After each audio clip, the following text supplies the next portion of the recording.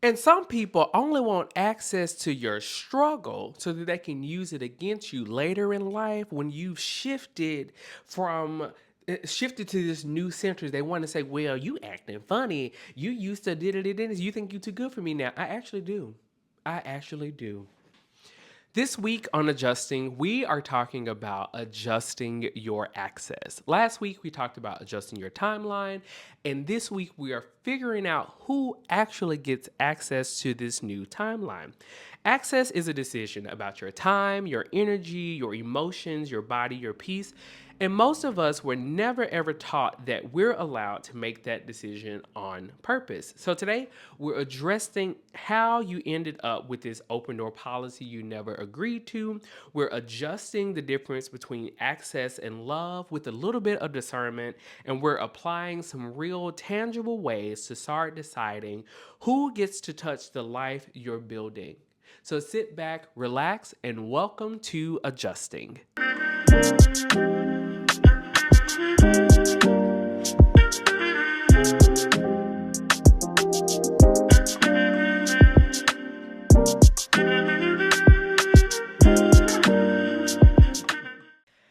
And we're back with another episode of Adjusting Podcast with your host, Justin G. Nelson. Y'all, I'm excited for this episode today, okay? Like, originally, and I'm gonna post this on Instagram, I want to talk about adjusting your success, but I felt like that was too close to adjusting your timeline. And thank you all for the feedback from last week.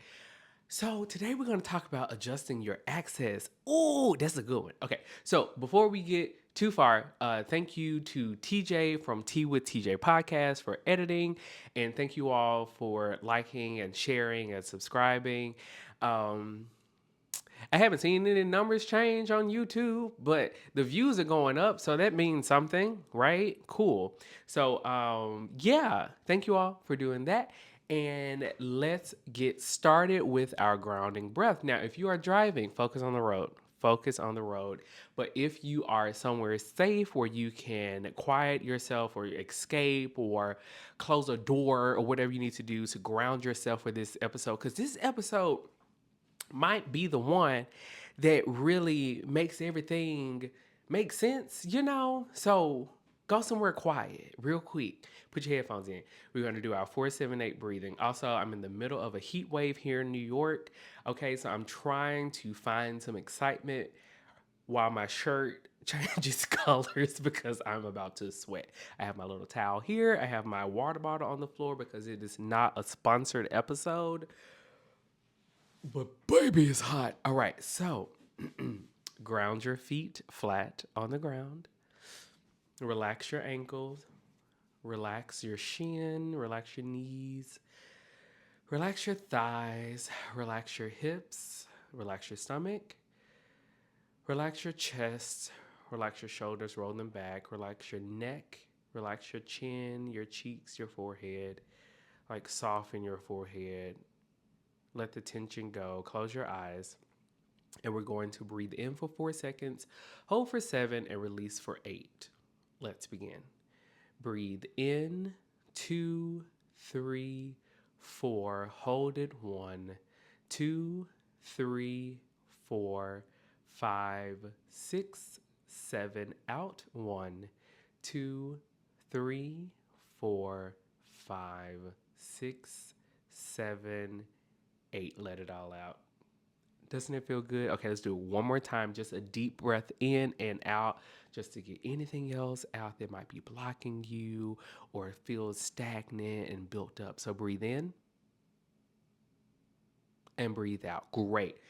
Okay, so like I said, this episode is about adjusting your access. Not everyone gets all of you. And this is something my therapist told me, like, I want to say 2 years into our therapy sessions, that it should be a privilege to have access to you. And I know I've talked about this before, but with the series of adjusting your center, I wanted to revisit it with fresh information. Okay, great. So let's define access. All right. So think of your life as a home. You are a home, a well structured home. Okay. So, access is what someone actually gets from you: your time, your energy, your um, emotional capacity, your vulnerability, your body, sometimes your money, your forgiveness, your benefit of the doubt. Like, those are things people get access to. And with the house scenario, there's a living room, there's a den, there's a kitchen, there's a bedroom. And very few people should get access to the last one, emotionally speaking. Okay, not sexually. Well, even that. Okay, tantric yoga, protect your peace. Most of us were never taught that distinction. We just look at every single door unlocked and it out, figure that that's what being a good person looks like. I'll just leave all my doors open, and if you need this part of me, I'm available, and I'll be fine until you're not. Okay?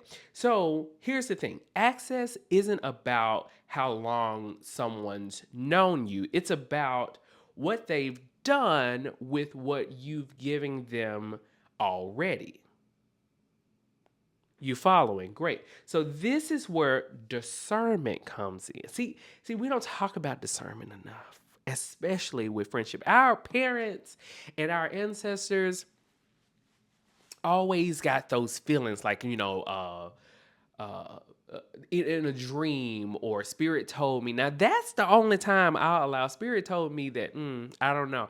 Or if you have a new friend that comes over and your parents just like, I don't know about this one. Their energy didn't feel right.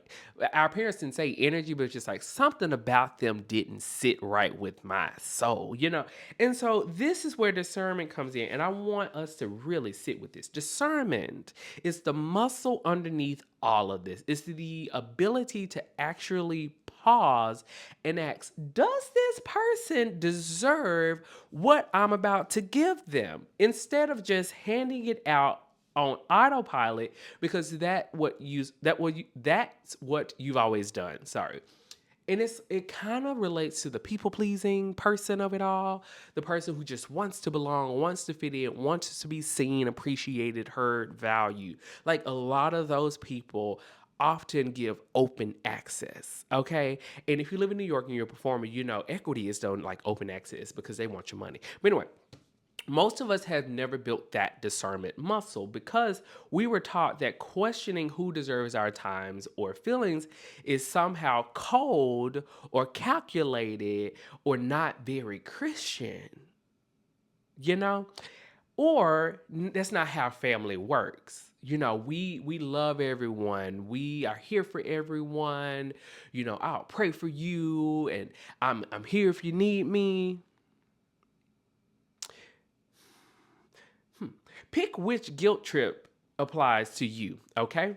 But discernment isn't suspicion, it's not about distrust. It's just noticing. It's just the difference between reacting to someone out of habit and actually choosing what you give them based on how they've shown up. Without discernment, access becomes automatic. It's given based on proximity or history or how loud someone asks instead of anything real.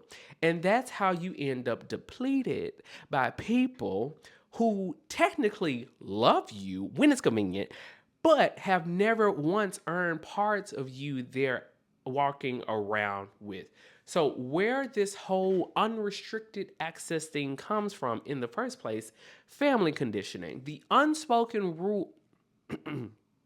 Stay with me. The unspoken rule that blood equals full clearance. No matter how someone treats you, we say blood is thicker than water, and you don't do your family like that. And we go back to the whole notion of what happens in this house stays in this house, and that's your family. Such and such would want you. I'm sorry. When I was going through hell, I don't see them handing out water. I don't see them calling or checking in. But because the shoe was on the other foot and it actually fits, now you want me to roll out the red carpet, take it up, put down a purple carpet, plant some fresh flowers, get the best water in America, and an orchestra. Now they deserve access to me. Great. The fawn response, where you give people access out of fear, not choice, because keeping the peace felt a whole lot safer than setting a limit. People pleasing, plain and simple. The fear that if you restrict access, you'll be seen as cold or dramatic or unloving or just rude. So you just don't. You keep the door open and you eat the cost. Now, social media, that's the thing. We live in a culture where normalized oversharing your whole inner world with strangers on the internet before you'd even have time to process yourself. Like, I love a day in the life video, but if something happened, like, for example, there was an this is messy, but there was a audiobook narrator whose wife decided to air out their business. I didn't want access to that. Okay, I was better off not knowing any of that. What do you gain from giving me access to something that has nothing to do with me? I don't know. And this connects back to some of the distortions we talked about in part one. Mind reading, that distortion, like they'll think I don't love them if I say no, or the should statements. Listen, should must statements are deadly. Like, I should always be available. Personalization sounds like if I set a limit, I'm automatically the bad guy. Access and boundaries go hand in hand, all right? So, how does this actually show up day to day? Staying emotionally available to someone who has never. Staying emotionally available to someone who has never made space for you. Not once. Answering every single call, every text message, every request immediately, no matter what your own capacity looks like in that moment. Oversharing your healing, your struggles, your growth with people who haven't shown you they can actually hold it with care. And some people only want access to your struggle so that they can use it against you later in life when you've shifted to this new center. They want to say, well, you acting funny. You used to did it. You think you too good for me now. I actually do. I actually do. Thank you for noticing. Letting old access levels just stay in place out of guilt, even after someone's clearly shown you they don't deserve them anymore. Yeah, and here's what it costs you. Okay, this is where the over accessibility of it all costs you chronic depletion. We know what burnout looks and feels like, but I don't think we talk about the emotional burnout enough of always like getting a phone call and deep down inside they've been on the phone with you for 3 to 4 hours, and you just I really don't have it. And I'm grateful that with the 4 jobs I'm working, if someone calls me and I say, yeah, I don't feel like talking, and it's not a dig at them, it's just I work in customer service, okay, and I have to talk to a lot of people, a lot, and it's always the same. Well, this show was amazing, great, next in line. Like I want to do small talk, but sometimes the small talk turns into, well, back in 1971 when I brought my daughter, it was just I'll never forget that. You should probably forget it. Like, if it causes this much emotional stress, forget it. Like, whatever. So anyway, chronic depletion, because when you give energy to everyone equally, there's rarely enough left for the people or the version of you that actually deserve it. And then another thing is being deeply known by people who haven't earned it, while the people who have earned it get whatever left of you. Resentment that builds up quietly in the background because you keep saying yes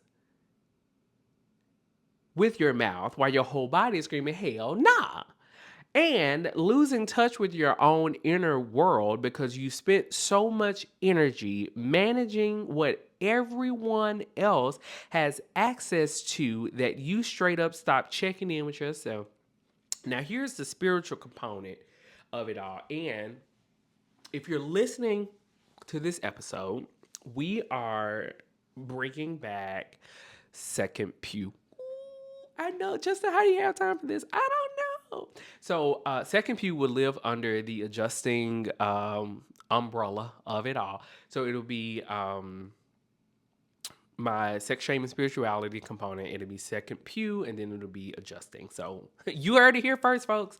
Great. So a lot of us were taught spiritually and culturally that generosity and access were the same thing. That a quote unquote good person, a faithful person, a loving person just gives freely of themselves, no conditions, no limits.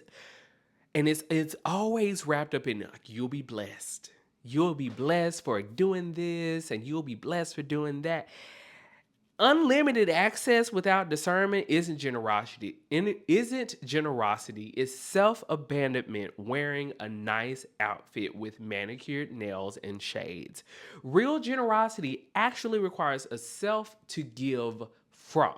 And that needs protecting, not endless openings. Now, section 2, adjusting how to notice who currently has access they haven't earned. You listening? I hope so. So ask yourself honestly, if this person disappeared tomorrow, would I feel relief, grief, or some tangled up mix of both? Sit with whatever answer comes up because it's telling you something real. Now, I will admit, in my healing, I have really, really obnoxious, anxious attachment. But when I disattach, and you're not fighting like, hey, I haven't heard from you in a minute, or hey, you good, or da da da da. I don't get any of those responses.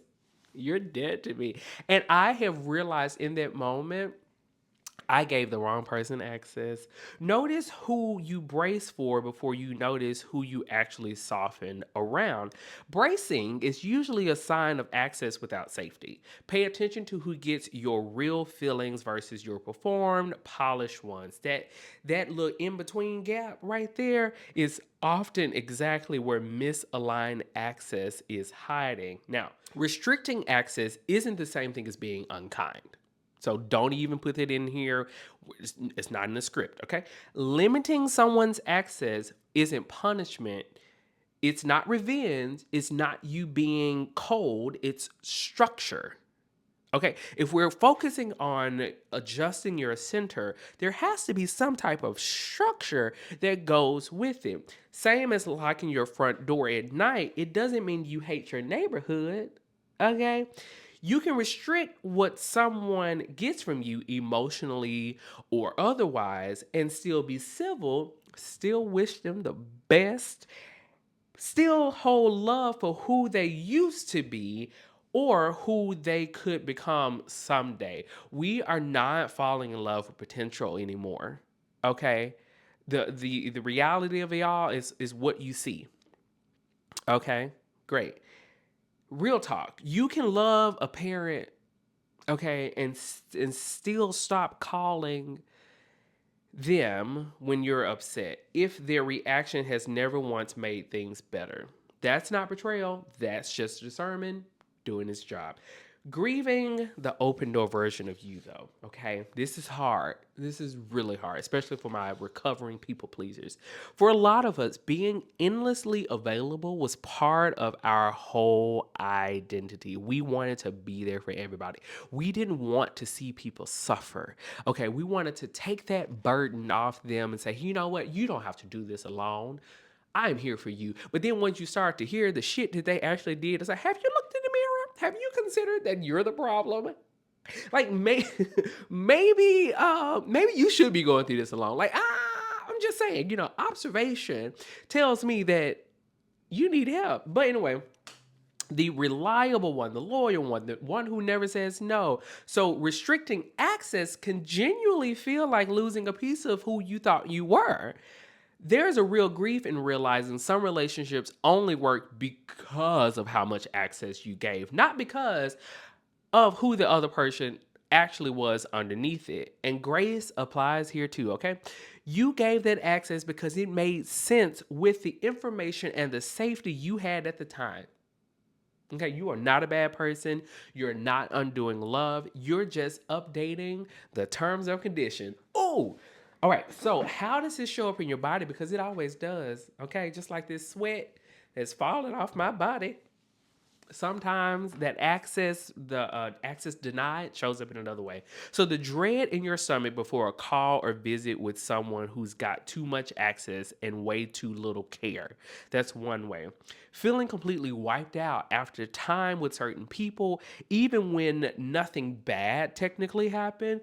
Hypervigilance, staying on alert around people who've been handy emotional access but never once made you feel safe. That discernment, when someone tells you something that somebody asked them not to share but they told you anyway, there's a red flag that says this motherfucker sharing my business too. Okay, I've given you too much access. You don't need the front row. You need to be in the back, across the street, watching in the other room. That's the access you need because you talk too much. And the relief, the actual physical relief in your shoulders, your breath, your whole body, the moment you finally limit someone's access, the relief is the information. It's not guilt you need to re-invite or you need to override. So building access that's actually intentional. Not everyone needs the same level of access. And that's not favoritism, that's discernment, doing what it's supposed to do. Access can be tiered, okay? Some people get your presence, but not your struggles. Okay, so say that again. Access can be tiered. Some people will get your presence, but not your struggles. Some get your struggles, but not your money. Some get all of it because they've shown you consistently that they can hold it. Access can also be earned back over time through actual changed behavior, not just an apology or a shared history. We're not using trauma bonding as a way to formulate healthy access. No, we're that's a separate thing. You got to heal from that. Okay, we can share stories or whatever, but when it comes to digging deeper, it's cement. We're not digging no deeper than this dirt. Okay, and this is a centering action. The timeline you claimed in the last episode needs walls around it. And it's just going to get slowly taken over by whoever acts the loudest.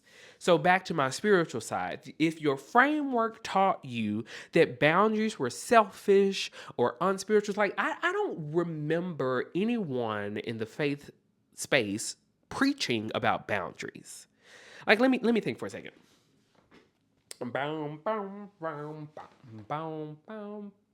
Yeah, no, I don't remember it. I don't remember it. Maybe someone can leave in the comments. Like, have we ever heard a sermon talking about boundaries? Okay. But consider this instead. Discernment has always been part of your wisdom in basically every tradition, not the opposite of it. Deciding who gets access to your inner world isn't a departure from love or faith, it's stewardship. hmm Over the one life and the heart you've actually been given to take care of. So, part three, applying. Here are 5 things to consider as you start adjusting who has access to you. So, number one, I hope you're listening. Number one, separate history from access. How long someone's been in your life is totally different from the question of whether they've earned what they currently have access to. You, again, are allowed to update the terms of your life, okay? Even when people you've known forever. Number two, give access based on behavior, not potential. So many of us keep access open because of who someone could be or used to be, instead of who they actually are. I almost cussed, okay? But who they actually are showing up as right now. Access should track reality, not hope. Number 3, let no access be a full sentence, okay? No access is a full sentence. You don't owe an explanation for every single boundary. That's not something I'm sharing, or I'm not available for that, is allowed to just stand there on its own. Okay? I'm going to keep it real. If, excuse my language, if I say, I just don't fuck with them, that's it. That's it. That's me restricting access, because I've seen how they treat other people, how they show up for other people, how they only show up for people who benefit them or who fit within their quote unquote brand or their image. I'm good, because now this seems like performative access and you are full of it. Number 4, notice the difference between earning trust and performing worthiness. Someone proving they deserve more access looks like consistent, low drama behavior over time, not a big apology, not a grand gesture, just convincing you they've changed. And number 5, protect your access like it's part of the life you're building, not separate from it. The timeline you're finally living at your own pace needs boundaries around it. This whole series about adjusting your center, it has to have structure, and it has to have limited access from those who are not supporting this new core that you're building. Okay? It's just like when a series or a show is doing a whole cast shakeup, they're restructuring who the anchor person is, okay? And then the people that come in after that build upon this anchor point. You are the anchor point. Are you structuring the people? Are you structuring the people who gets access to you to propel you forward, or are you fine being basic? That's for you to figure out. I don't want that for you. So if you listen to this episode, we're no longer basic, okay? We are living in the land of delusion, okay? We are bigger than who we used to be. And your inner child wants you to win. Your future self is already winning. But what you do now about who you give access to or who gets access to you determines if you get to see the future. You see what I'm putting out there? I want you to adjust your access, because too many people are benefiting from you and you are getting nothing in return. The ROI is a -2. Okay, the return on investment is a -2. So as you start protecting your access more on purpose, you might notice your sense of peace deepening, not because everyone in your life is thrilled about it. They might not be. They're probably jealous. They're intimidated. They are fearful that they're going to lose that one dependent person. But trust me, they will find somebody else. So don't let their journey be their journey. Because you're no longer spending your spiritual and emotional energy proving you're lovable enough to justify a boundary, you just get to have one. That's it, and that's the whole thing. All right. So before I let you go, I want you to know this one thing. You are allowed to decide who gets in. Not everyone deserves access to you. That's not cruelty. It's not betrayal. It's not unloving. It's you finally treating your own time, your own energy, and your own heart like something worth protecting. You claimed your own timeline last episode. So this week, I want you to start deciding who actually gets to be in it. Okay? So until next time, keep adjusting. Bye-bye.